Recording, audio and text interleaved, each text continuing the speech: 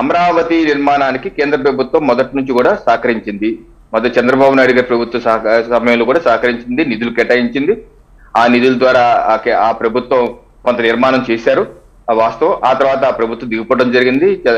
జగన్మోహన్ రెడ్డి గారి ప్రభుత్వం వచ్చి అది మొత్తానికి అటకెక్కిచ్చేసి ఏ కార్యక్రమాన్ని అప్పుడు చేపట్టిన ఏ ఒక్క కార్యక్రమాన్ని ముందు తీసుకెళ్లకుండా మధ్యలో ఆపేయడం జరిగింది.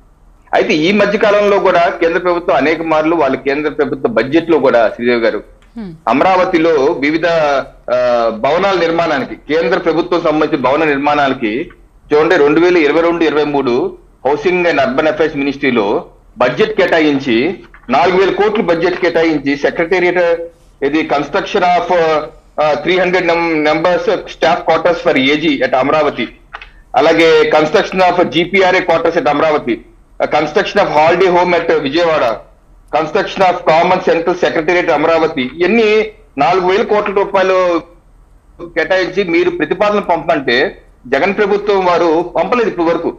సో అటువంటి అనేకమైన ఆగిపోయినాయి. అలాగే కేంద్ర ప్రభుత్వ సంస్థలు కూడా భూ కేటాయింపు కూడా పూర్తిగా చేయలేదు ఇక్కడ అమరావతిలో, చేయలేదు. ఇక్కడ మౌలిక వసతులు ఇంప్రూవ్ చేయలేదు కాబట్టి. సో ఎన్ని ఆగిపోయి ఉన్నాయి. సో మాకు వచ్చినటువంటి ఎన్నికల మా పార్టీ ఎన్నికల సహాయ ఇన్ఛార్జ్ సిద్ధార్థనాథ్ సింగ్ గారు చెప్పింది ఏంటంటే, ఆంధ్రప్రదేశ్ లో రేపు వచ్చేటటువంటి ఎన్డీఏ ప్రభుత్వం అలాగే కేంద్రంలో వచ్చే ప్రభుత్వం కూడా రెండూ కలిసి అమరావతిని ముందుకు తీసుకెళ్లి సాకారం చేసే ప్రయత్నం చేస్తాము. అలాగే పోలవరం విషయంలో కూడా, పోలవరం కూడా గత ప్రభుత్వ హయాంలో కొంత 72% ఎంతో అయింది. ఈ ప్రభుత్వం వచ్చాక మా రివర్స్ టెండరింగ్ అన్నారు, టెండర్ బిడ్డర్స్ మార్చారు, మెగాని తీసుకొచ్చారు, ఏదో అయ్యింది, మధ్యలో ఆగింది, మధ్యలో డిలే చేశారు. డిలే అయిన తర్వాత మళ్ళీ డయాఫ్రమ్ వాల్ పాడైపోయింది. ఆ డయాఫ్రమ్ వాల్ ఎందుకు పాడైందో దానికి టైం పట్టేసింది. అసలు పార్లమెంట్ లో కూడా కేంద్ర ప్రభుత్వం చెప్పింది ఇప్పుడు వచ్చినటువంటి ప్రభుత్వం చాలా స్లోగా చేస్తుందని కూడా చెప్పడం జరిగింది పార్లమెంట్ లో కూడా. స్పష్టంగా అది నా దగ్గర రాతపూర్వక స్టేట్మెంట్ కూడా ఉంది, అంత స్పీడ్ గా చేయట్లేదని. సో ఇలాగా తాత్సారం చేయడం వల్ల గత ప్రభుత్వంలో హయాంలో 72% ఇప్పటికీ ఎక్కడ వేసిన గొంగలు అక్కడే ఉంది. శ్రీదేవి పెద్ద కదలేదు. అందుకే సిద్ధార్థనాథ్ సింగ్ చెప్పారంటే, ఇక్కడ వచ్చేటువంటి ప్రభుత్వం టీడీపీ ఆధ్వర్యంలో ఏర్పడిపోయే ఎన్డీఏ ప్రభుత్వం రాష్ట్రంలో కేంద్ర ప్రభుత్వం కలిసి ఇంకోటి అసలు సోషియో ఎకనామిక్ సర్వే కూడా చేయాలి.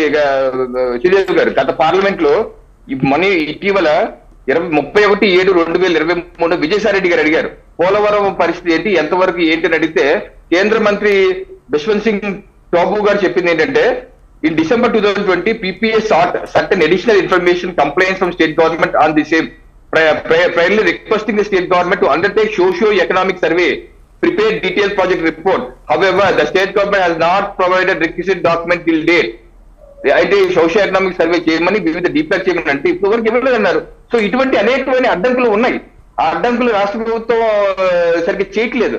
సో వచ్చే మా ప్రభుత్వం, తెలుగుదేశం ఆధ్వర్యంలో వచ్చే రాష్ట్ర ప్రభుత్వం, బీజేపీ ఆధ్వర్యంలో కేంద్ర ప్రభుత్వం ఈ సమస్యలను పరిష్కరించి ముందుకెళ్లే ప్రయత్నం చేస్తామని చెప్పేసి అనడం జరిగింది.